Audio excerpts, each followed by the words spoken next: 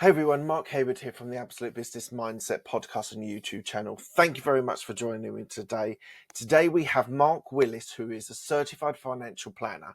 But this conversation is going to be a lot more wide-ranging than just tools and tactics on how to be the most efficient planning of your own finances. We talk about sales, we talk about personal development, we talk about investing, morality, the role of the government in your life. We do talk theoretically about money and how that extends what you are as a person. If you're a good person, then with money, you'll be a good person. If you're a bad person, that will only accentuate your personality traits if you have money. There will be a section that talks about tactically how to grow your money.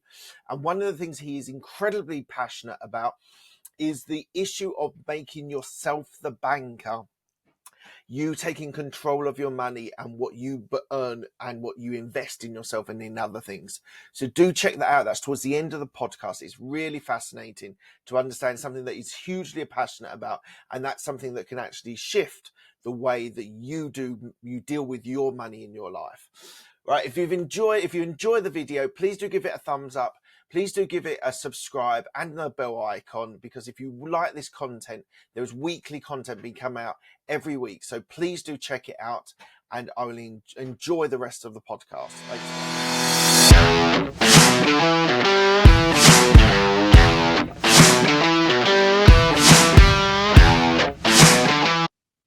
This is the Absolute Business Mindset podcast, created and hosted by Mark Hayward.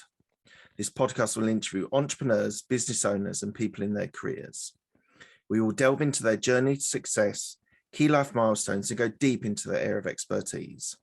Get ready to learn from other successes and failures. Today we have Mark Willis, who is a certified financial planner. Hello, Mark. How are you? I'm doing well. Thank you for having me on, Mark. Absolute pleasure. Thank you so much. We're going to have a lot of fun here. Right, going into the first question, which I'm now asking all of my guests. The podcast is called Absolute Business Mindset. What does business mindset mean to you? Well, I believe that the business of your mind is probably the most important thing that you do all day long. In fact, it doesn't matter what your business card says or what you have on your LinkedIn profile. What's mattering most, I think, is what it's making of you to go through the process of being a business owner or a business partner. Because at the end of life, it's not what you've accumulated. Even though I'm a certified financial planner, and sure, we're going to talk about financial strategies and so forth, it's what it makes of you that really matters. It's not what you make in life, it's what it makes of you that really matters. And so what is it helping you become? Your business? What is it allowing you to achieve? Who is it making as you make your business? So I know that's a little bit of a scuba diving answer there, a little deep for the very start of the episode, but I truly believe the biggest adventure of life as an adult, we don't have maybe castles to conquer like little kids in the sand anymore. We don't have dragons to slay or whatever, but we have this wonderful, joyful adventure called business ownership, that if you take it like a game, like take it like a opportunity for development, then many wonderful things can come as a result. If we see it as more than just, points on the board, dollars or, pounds in the bank, and given that outcome of what is it making of you, you'll make a great life, no matter what the results of your business. Fantastic. Thank you. That's one of the best answers I've ever had for that question. So thank you. Jumping into your first job, you did a sales job as your very first role. What did you learn from that role? Sales, well, I'll share that it was at first just a really, I think sales is something that every role is. At the end of the day, we're all in sales, no matter what the job title. You're selling your boss to keep your job at the hamburger shop. You're selling your, lemonade on the lemonade stand. So for me, I think you learn a lot about personal development and confidence. You learn the ability to face rejection and overcome that, and to find, value in yourself beyond what maybe other people might say or think about your particular product or service that you're offering. And you just learn the skills of life to maneuver. In fact, I think you relearn them Children seem to understand sales. My 5-year-old certainly understands sales. And It's interesting you say that. My 8-year-old understands negotiations better than probably most businessmen on this planet. that's right. Yeah, that's right. They don't take no for an answer, for sure. And it's just I think a skill set that no matter where you are, if you're listening to this podcast, you're very likely on the path toward business success. And having a concept of sales, negotiation, personal development, it's going to be key to helping you succeed in your business. Thank you. And before we go into Lake Growth Financial Services, you spent 8 years as a consultant and a coach. Your development as from sales into coaching and consultancy, was that a natural progression? Did you feel like that was a natural path before you went into the financial planning? Well, yeah, I think many people start from the other side of it, come at it with spreadsheets and data to decide, what Monte Carlo scenario we're going to run to perform the best possible income scenario for one's retirement.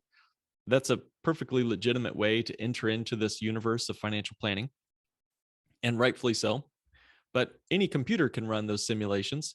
I think what truly brings power is the personal financial planning. Starts with the word personal. So what are the dreams, hopes, goals, desires, concerns, fears of the person sitting across the table from me? We're over Zoom. We meet with folks all over the country and even across the world, and we do it over Zoom mostly. And we're having one-on-one advisory consultations with folks, not just about how their IRA or their 401k or their pension is doing, but about how it's doing for them, and what that's actually making them feel. What are their experiences of the recent world conflict, the recent world pandemic, uncertainty? This does things to marriages. It does things to your parenting. It does things to your waistline and your bottom line. All these things have an impact on your personal life. It's personal financial planning, Mark. And actually, an interesting study came out in California. They did a study on the volatility of the stock market relative to how many people showed up with heart conditions at the hospital. And there was a result that there's a direct correlation. Now, they couldn't put causation in there, but there's a correlation between a 10% drop in the stocks and bonds market and a 35% rise in heart attacks and other heart conditions. Now, isn't that interesting? It is. Isn't that interesting? So your health and your wealth are directly related. I would also add that your emotions and your marriage and your personal friendships and your personal view of your self-esteem, when you lose money in the market, you start to say things to yourself. Mm. I had one of my first roles in the financial world was working alongside a CPA, and we were working amidst the 2008 crash.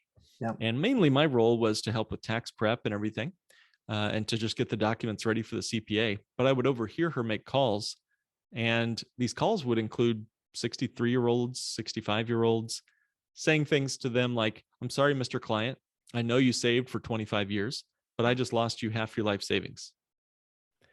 And that devastates a person. And I almost got out of the business, out of the industry, because I couldn't handle that kind of weight on my shoulders. Thankfully, we found other strategies that didn't rely on the stock market to, perform in order for goals to be accomplished. But the key piece to it is, if your self-worth and your view of yourself is tied to a number on a screen, the Dow Jones or whatever, it's going to be a very fickle, very stressful couple of decades for you. I'd not heard that sort of research, but it doesn't surprise me that people's health suffers in depressions and recessions. And it sounds to me, when I was doing my research, it sounded to me that that 2008 experience that you had was really a mindset shift for you on what you wanted to do and how you wanted to do it, and the strategies that you were going to use. I know you've touched on it already, but what was that turning point in your mind that changed how you were doing things and why you were doing things in 2008? Well, I had a really wonderful friend and former professor, come visit me from Texas to Chicago, where I was living at the time.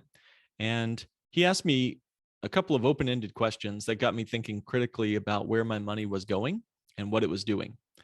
And it's a great, coaching is such a great skill set. And I know you're very skilled and very familiar with the skill set of coaching.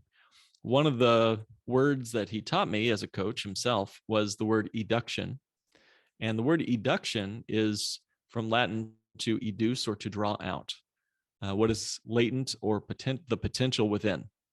And I think the word potential is a very powerful English word. Potential just means to take and make the most advantage of the asset that you have. And that can be a financial asset, but it can be a personal asset as well.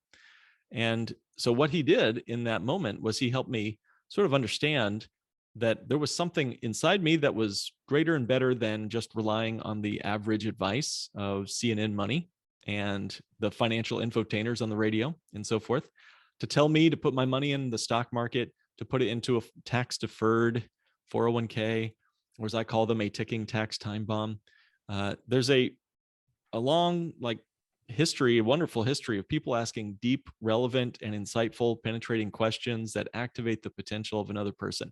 And I think that's a really wonderful definition of how coaching has worked for me. And it's now what I try to do with our clients across the country. We just ask deep, hopefully helpful, trust-building, insightful questions that help people find out what they truly want. Because honestly, Mark, I think many people live their entire financial life just following what they've been told. Their money guru told them to get the Roth IRA. Their money guru told them to pay down their mortgage. Their money guru told them to ... But they don't necessarily stop and think, that is this what I truly want my money to do for me? And the bold, maybe polarizing opinion here is that not everybody should follow the exact same financial advice that you heard on the radio. And in fact, it could be devastating if you do. And if you follow the herd, you'll get slaughtered. That's a good Texas quote. But if you follow the herd, you will get slaughtered. And we're going to see more volatility in the years ahead.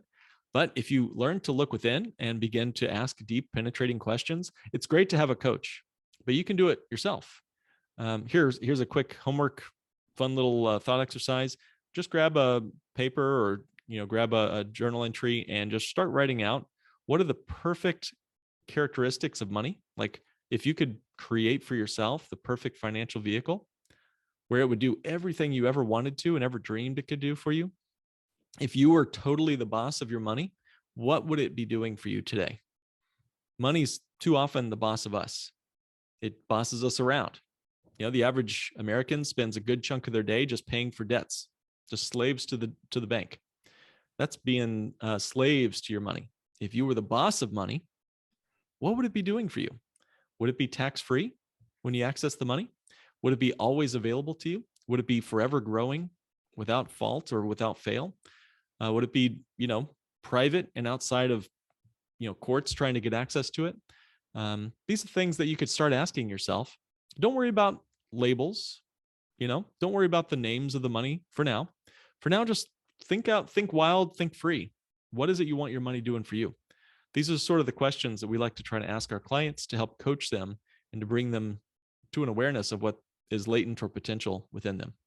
A couple of things are coming from speaking to you, and one is that money is neutral. Money has no ambition. It's the people who own the money that have the desire, the ambition. So if you're a good person and you have money, you'll do good things with money. If you're a bad person with money, you'll do bad things, or not for good.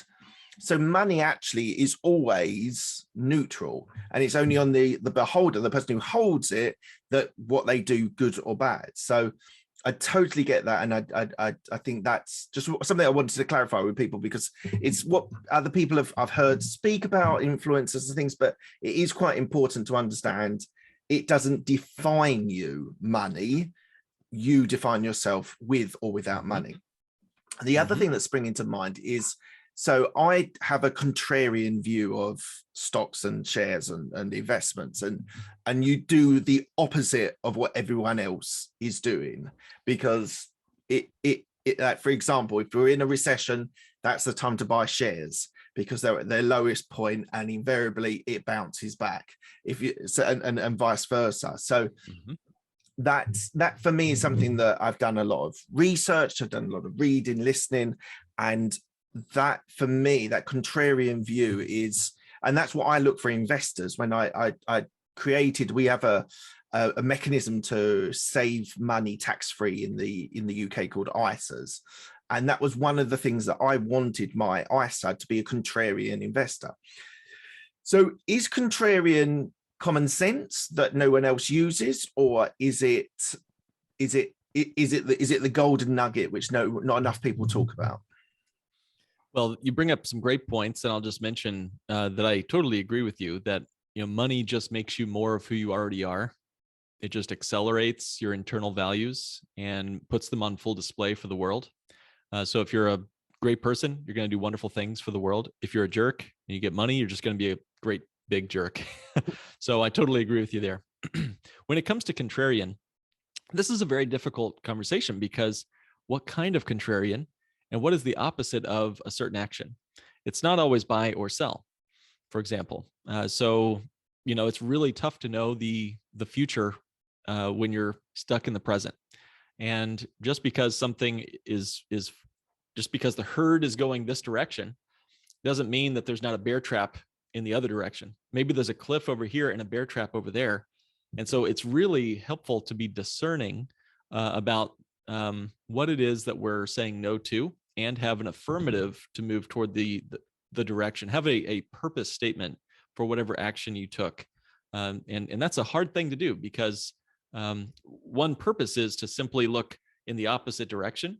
But if you just look in the opposite direction, it sometimes can, you can get run over by the crowd, or there might be another, disaster waiting for you over there. So as Niels Bohr used to say, prediction is very difficult, especially when it involves the future, which is all the time. Yes. So the piece to this is having some sort of purpose and underlying desire, personal investment, financial statement for yourself. I'm not talking about like a balance sheet statement. I'm talking about a personal financial purpose sentence or phrase to say, here's why I'm doing what I'm doing. And to start with that why with every choice you make, whether it's to pay off a credit card or to invest in a certain stock or to avoid the stock market altogether, to have that personal purpose money statement. And again, you can do some thought on this, sit down with a coach and talk about this, but it would impact everything from your estate plan to your investing to your overall, what you're going to eat for dinner tonight, right? If you're gonna eat out or gonna make your own food.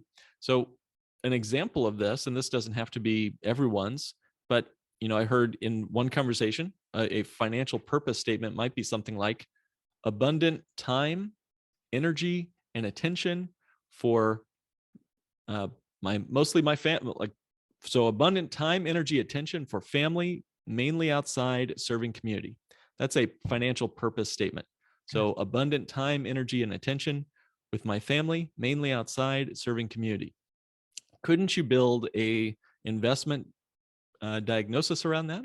If you invested in a stock that didn't point you toward that direction of abundant time, energy, and attention with your family, mainly outside, serving community, you'd be able to kind of backpedal a little bit and think about what it is that you need to put your money toward.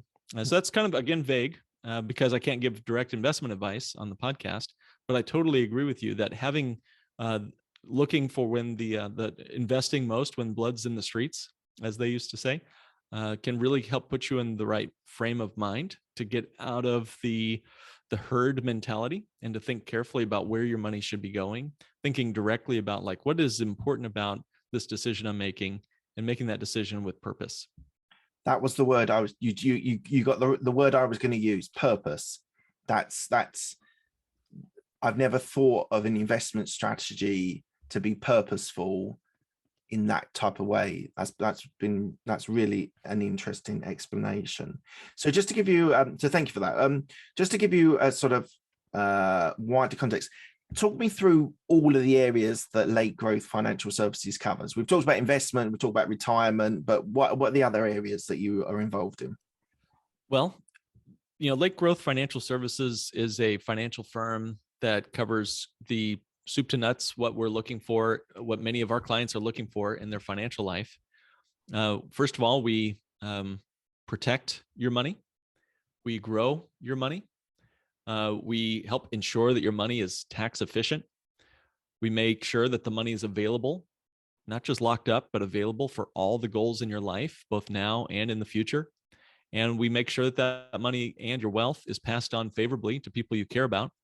And we don't just prepare money for your beneficiaries and your heirs, but we prepare the beneficiaries and your heirs for the money. And we want to make sure that they're not just, silver spoon rich kids that are going to blow it, but we're trying to help learn to communicate between the previous generation and the new generation. There's the old phrase, shirt sleeves to shirt sleeves in 3 generations. Mark, you may have heard that phrase. Yeah. In Italy, they say stalls to stalls again. Yeah. And it's so universal that there's a colloquial phrase for this same concept in about a dozen different cultures. And it's the idea that we cannot seem to get past the business owner, the founder, the visionary, the wealth creator is passing his or her wealth on to the manager, okay, the maintainer, and then the grandchild is the spendthrift, and back down to poverty we go. Now, part of our goal, again, is to grow, protect, make tax efficient, make accessible all of your cash for all the goals and needs you have in life, and then finally to pass that money on, that wealth on to the next generation without it getting blown. So how do you pass that knowledge on? Do you provide a service of education for that next generation? How do you do? It's a very interesting concept. That's not something financial planners often delve into. A lot of the protection and tax efficiency, that's all rings true on people I know and networking and people on my podcast. But how do you pass that knowledge on? How do you educate that next generation? I think, again, it started with the coaching question you asked earlier. We can talk about, charitable remainder trusts and fairly sophisticated dynastic, trusts. We can talk about life insurance. We can talk about rollover strategies, real estate and step-up basis strategies that we do with clients over the phone and over Zoom. But it also comes down to, what is it that the Hayward family truly stands for? Or in your listener's case, what does your wealth mean for you and your family? We've had folks sit down in a room. We've done this virtually over Zoom. We've done this over a dinner table as well. And we sit down and have conversations with the client where the mom and dad, grandma, grandpa, the matriarch, patriarch of the whole family sits down and says, kids, I never want to see you borrow money for a car or, a student loan ever again. You come to the bank of mom and dad, and here's what it means to be a Hayward. Here's what it means to be a Willis. Here's what it means to be fill in the blank. And some families have even made little dinner mats where they eat every night, and their last name is spelled on the dinner mat. And for every letter of your last name stands for a value or a principle that you truly stand for, that you believe in. So HAYWARD, each letter of your last name would be corresponding to, health might be the H, for example.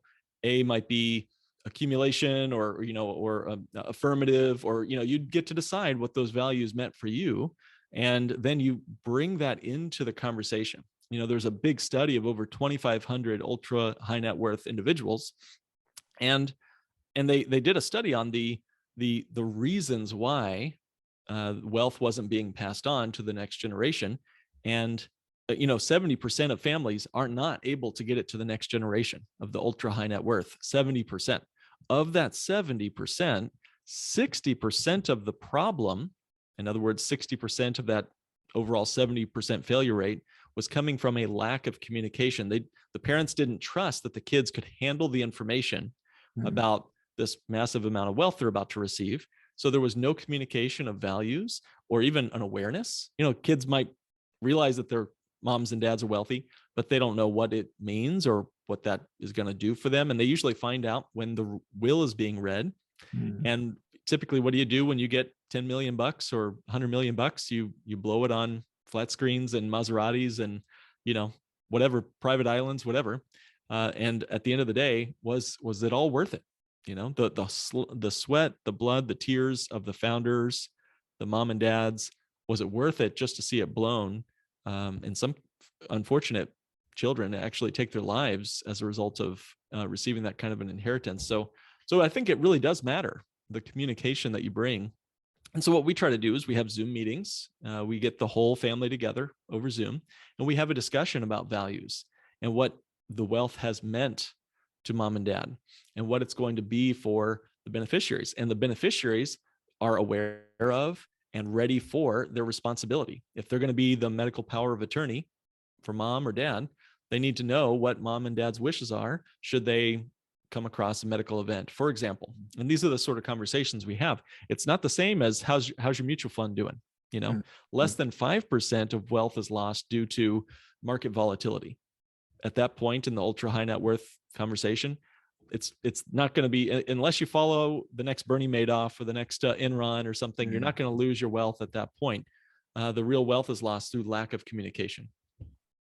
Thank you. I think that's a really powerful point and something which differentiates you within the market of being able to do that. So I think that's a really valuable service that you provide. Another, I think it's quite a tough question, and it's very, can bring in very deep emotions with people. But do you think tax is a moral issue? Oh, that's a great question. Can you give me just a bit more context to your question? Well, we had some issues in the UK where people a few years back, some footballers, some soccer players, some celebrities made tax efficient decisions on their money.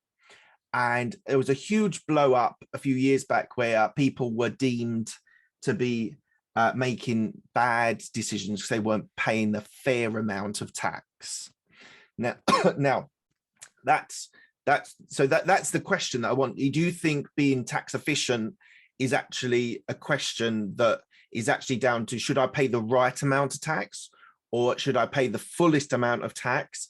And so what you find when interviewing and when talking to people who are high net worth individuals, they see tax as, I pay as much as I need to, or what is right for me to pay, and I pay no more. But some people feel that actually you should pay the maximum amount of tax and it's your responsibility. So I ask morality in the sense of, should we pay the most amount of tax that we should, or is it not a moral issue and we should just pay the amount of tax that we have to, or it's right to make? No one is stopping all the people who make that moral argument from sending in more money than they are due. In fact, I typically, anecdotally, I see the people who make that argument are typically getting a tax refund and other subsidies. And the statistics are clear. There's a significant tax need in both of our countries. Both of our countries have we're seeing an aging population, and the old age pensions, so like Social Security, are going to require more and more to keep them well funded. And I'd like to know the definition of the word fair or right here as well. In feudal England, a long time ago, you could, I don't want to, you correct me if I'm wrong here. This is your expertise, not mine. But the tax rate from the lords to the serfs was 25%. That's what it meant to be a serf, was a 25% tax on your harvest, and all your efforts was 25%. Mark, I don't know your financial situation, but would you like to have no more taken from you than just 25%? I'd be okay with that at this point. It's better than we have at this time. That's right. Yeah, well, I add my federal and I live in Illinois, so there's a state tax, and then we got a local tax. Yeah. It can exceed 50, even 60%. And in the grand scheme of things, we are actually in a low tax environment currently right now in this time that we're talking. Relative to the last 100 years in the United States, the marginal brackets top out at about 37%.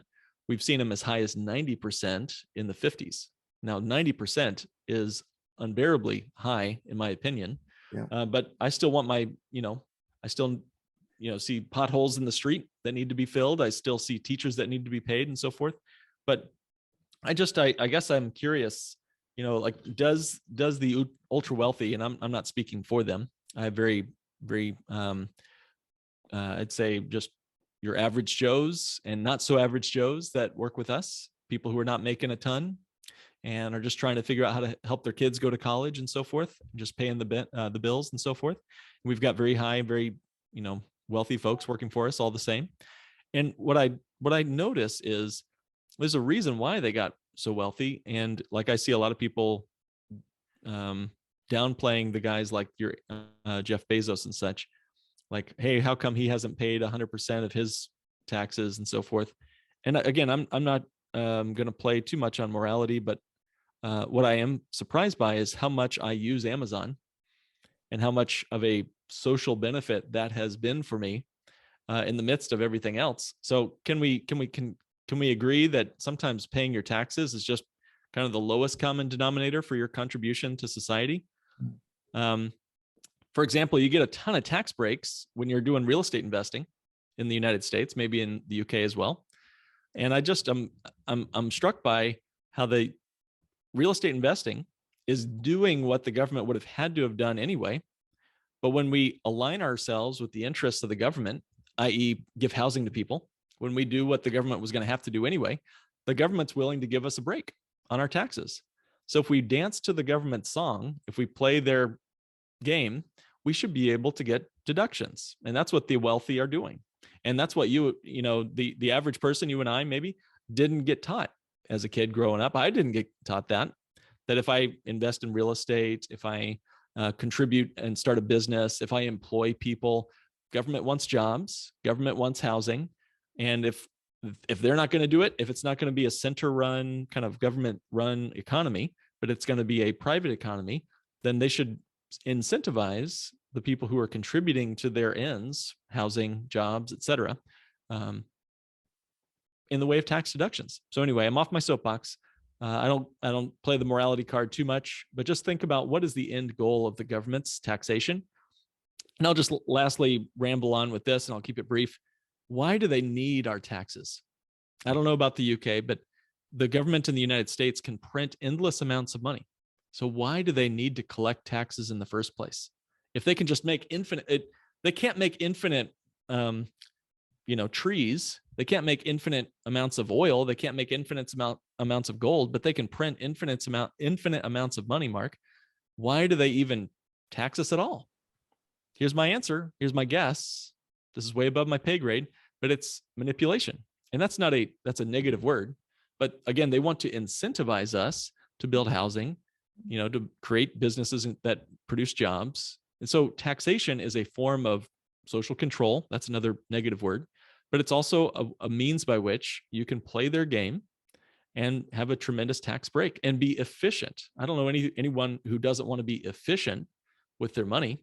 If you would like to pay more in taxes, give me a call. I've got a tax bill coming up, and I would be glad to take your donations at this time. Excellent. Thank you for that. That's a good explanation. So a lot of my listeners, including myself, is an entrepreneur. And so when I was doing some research, a phrase came up. I want you just to expand on that. And you say, how can an entrepreneur fire the bank or banker and become their own source of financing? Can you explain what you mean by that statement? Well, we have, I know I've already rambled quite a bit, but I think this is such a huge part of your financial life. So I have to expound on this a bit. Banking is a verb. Banks are nouns. So banks are the problem. Banking is the solution. And I'll explain what I mean by that. Now, there's a book out by David Graeber. It's called Debt, the First 5,000 Years. 5,000 years. That's an incredible subtitle right there. Yeah. And it goes to show that banking is a core function of the human experience. It's as old as friendship. It's as old as parenting, apparently. Banking is going to be around long after the iPhone, long after, smartphones and everything. It's going to be around until humans are gone, basically. So we have to ask ourselves, how are we participating in the banking process? Because I don't care if you're I don't care if your business is selling bananas on the side of the road, or if your business is, selling cars or whatever, or running a very complex service industry, you are in the banking business regardless. So the question really is, who's sitting behind the banker's desk?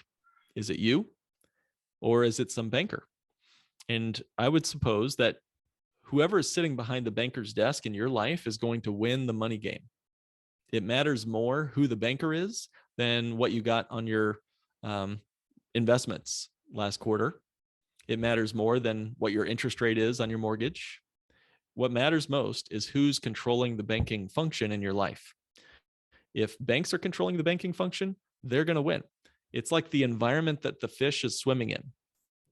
If I have a little fish, my daughter and I are trying to keep this little fish alive out there, and we get to control the environment. We get to add certain, elements to control the acidity of the water, the temperature, the lighting. We clean the fish tank. If we wanted to, we could certainly make that life for that little fish miserable or wonderful, depending. We control it. And banks are certainly the ones that control the dials on our financial life. So what if you could become your own source of financing? What if you could become your own banker, fire your banker, and take back control of the banking function in your family's life or your business's life? We have a lot of clients that are business owners, and a lot of them have to buy large equipment. We have a foot doctor, a podiatrist that needs large equipment purchases and x-rays and so forth to be able to handle his business. Rather than using a line of credit at the bank, which can be taken away from him, he uses his own line of credit for himself, borrows against himself, pays himself an interest rate, and he's able to be profitable from the business in more ways than one. Not just taking client, patient money and so forth and being profitable in that regard, but by paying himself an interest, he's actually paying himself as a debtor to a creditor in a way that allows him to control the entire environment where his money lives and where his business lives. He was going to have to buy that x-ray machine anyway. So why not borrow it from himself and pay himself that interest rate? Now, there's some specific strategies on how we do that, but that's the overall concept, Mark. Fascinating. I've not heard of that as well. I've heard of people are doing it with their pension funds in the UK. They're actually creating their own bank as such and lending the money to buy real estate and various other sort of business opportunities. So yeah, that's a very interesting point. Okay, what do you see in yourself and your business in the next 2 to 5 years?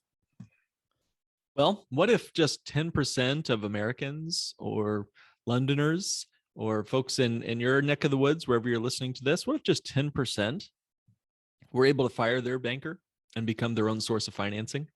If they were able to cut out all the credit cards, the finance companies, the mortgages, and pay themselves the interest that they were currently throwing out the door, what would that do? What would that do to our nation's divorce rate, to our nation's suicide rate? What would it do to our nation's capacity to meet its financial obligations? If you were not in debt up to your eyeballs, if the 10% of Americans or folks in your neck of the woods are free financially, I'd love to see what that would do. And now that's not going to just come from me and myself alone. Certainly not. I'm a part of a organization called Bank on Yourself, which is about 200 financial professionals around the country and Canada that are working toward helping people become their own source of financing. And I've truly become convinced that, again, who controls the banking lever in your life is going to be the one that determines the outcome. And me, along with several hundred other advisors, are helping this happen, where we're helping people family by family become not only debt-free, but better than debt-free, to become the bank. So that's what I see happening, continuing to pursue that revolution, one family, one person at a time. Fantastic. Thank you. Okay, we're coming to the end of the interview. I asked the same 6 questions to all of my guests. They're quick fire questions. They don't need a quick fire answer. They're often being described as being thought provoking. So do with it what you will.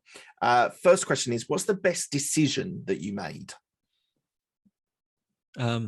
Well, I think having a moment when my professor and friend asked me, Mark, is it possible that Dave Ramsey could be wrong about something? Dave Ramsey is a radio host who seems to know everything, or shows himself to know everything.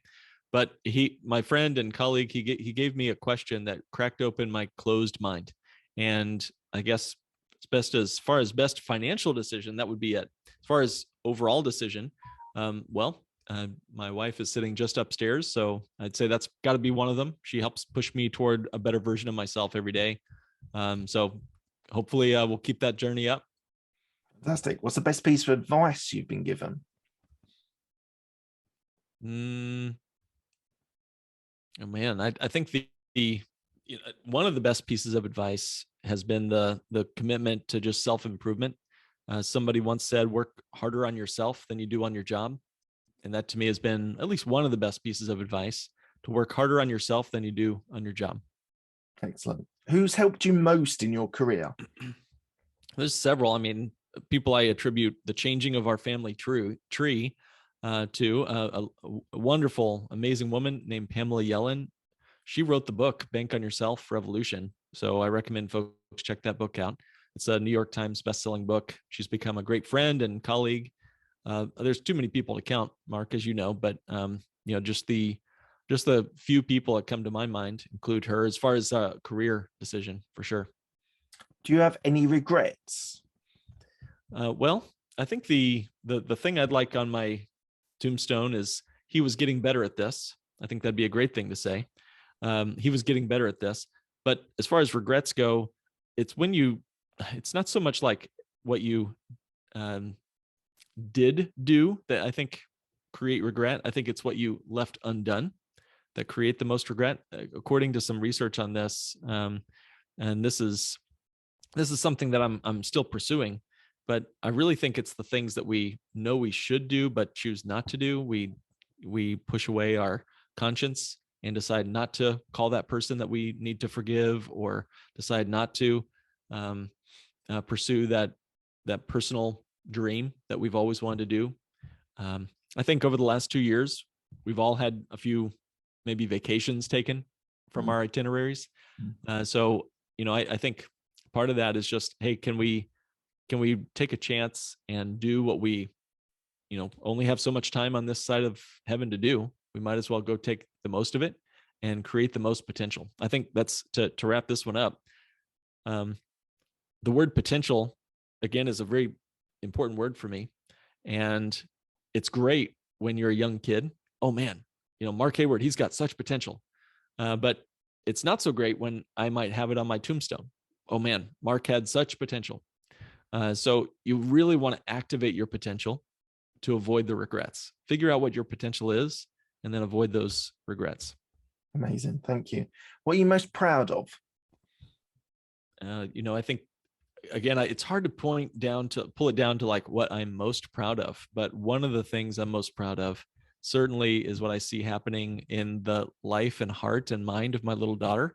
It's so cool to see, the blend of values that we're trying to instill in her, along with an awareness of my money. When I was a 5-year-old, basically I had my money in a paper bag, and I wasn't going to let go of that thing, for whatever. My mom actually took me to a bank to open up a bank account, and I was concerned about giving all of my life savings to this total stranger. Little did I know how probably right on that 5-year-old's concern was as far as the safety of your money in a bank account. Yeah. What I've learned lately about that. But, I think one thing that I would say most proud of is what my wife is doing to help raise and train my daughter, what I'm trying to do, failingly, of course, seeing how she's able to sort of comprehend things, and hopefully give her the best shot toward the future. I mean, that's what we can all hope to do as parents. Yeah. And what does legacy mean to you? Wow. These are thought-provoking questions. I'd say it's not just about preparing the money for the people. It's about preparing the people for the money.